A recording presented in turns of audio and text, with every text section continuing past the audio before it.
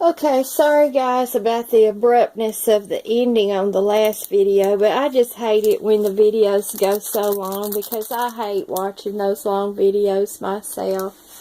My coffee is done. This little brew and go thing is just amazing. It gets it done in just a second or second or two. Y'all can tell I'm a little out of it. All the mucus in my head. First of all, I use a stevia sweetener. Now, the powers that be have contaminated the natural stevia. That when it came in, it was just pure stevia, and now they're starting to put dextrose on it. But at this point, the ratio is still okay. I need to have that stevia in my diet because it thickens the bones. It naturally lowers the blood pressure. It is a glycemic regulator. It keeps your glycemic index from bouncing up and down. So the biggest reason I use it is for the thickening of the bones. There's not a lot of things that do that. And in Asia, where this plant started at, there's 2 ice cubes. Where this plant started, they actually feed this to their chickens, and they use it agriculturally to thicken the eggshells and to help their animals' bones, and then of course they use it for their own bone health in Asia. And that was why I started writing letters to Congress in 1997 to get this stevia legal in America. And what they do, they went and put chemicals in it. So neither here nor there. I'm taking what I can from it. Now we're gonna leap over to honey, since I did segue into that. Now the first thing is knowing what you're allergic to. Are you allergic to grass? Are you allergic to mold? Well, local honey's not going to help you. Are you allergic to certain tree pollens? Local honey's not going to help you. Are you allergic to pet dander? Are you allergic? There's a lot of different things. Smoke, smog. There's so many allergens, and I won't get into the allergy testing that people do when they go to the doctors and they get the little pinpricks under their skin and see what reaction they have, and then they're given injections. You don't even know what they're injecting you with, and then you have to have that the rest of your life. That is some scary stuff. Well, there is this idea that through the honey, you're being gradually exposed to the thing that's causing you the allergic reaction, and then building an immunity to it. Well, if that were the case, then at some point you would no longer need the honey. It's just like with those shots, if you were eventually building an immunity, then you would no longer need the shot eventually. But that's not how it works, is it? You keep needing the shots. You keep having to use the honey. So, as I have wondered about this through a lifetime of allergies, one of my worst allergens was a mimosa tree that was in our backyard, 15 feet outside of my bedroom window growing up, and we didn't have air conditioning, so we slept with the windows up and a fan in the window. So at some point, if you use that logic, I would have built an immunity. However, I did not. And mimosa trees are invasive. They grow everywhere. They sucker up from the ground, and then their little fluffs, seed heads also spread the seed, and they grow everywhere. So I've got several in neighbors' yards, and throughout my life, you can drive down the highway and there they are, and the smell is just suffocating. So by that logic, through exposure, I would have eventually built an immunity, but I have not.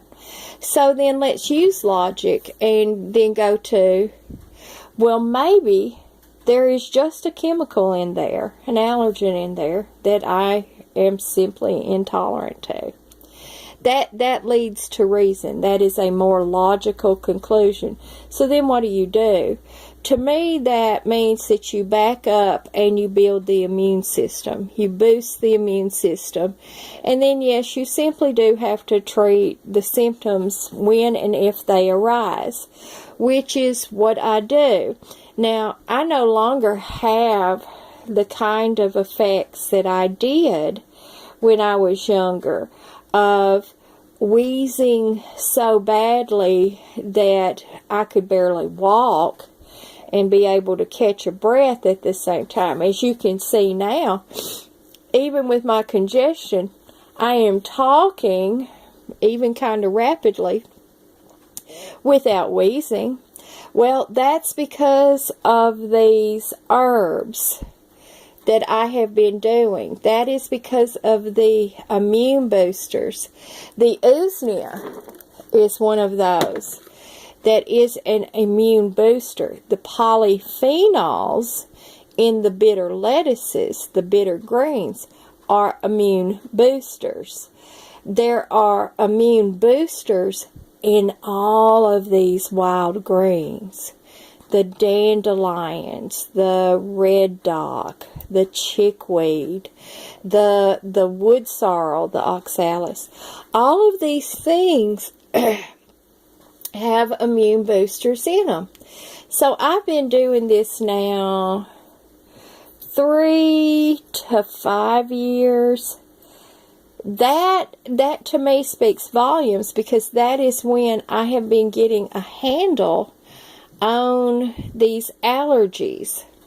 So I wanted to bring to you that don't be fooled into the local honey myth. Because if it were true, and I am a big proponent of logic, that's why, and I don't often touch on politics, but that is why I'm a logical person when it comes to politics. I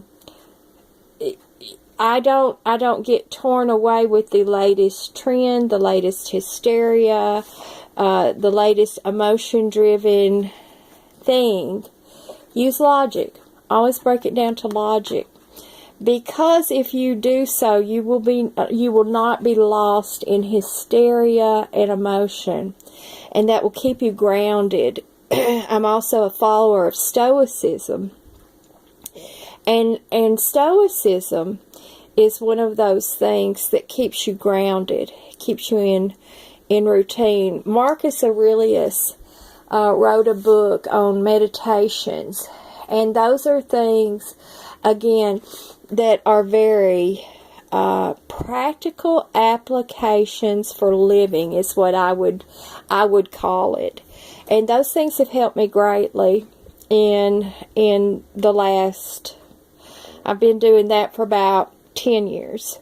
So when you are bombarded by the latest trend, the latest hysteria, the latest, oh my goodness, this is fabulous, sit down and use some logic.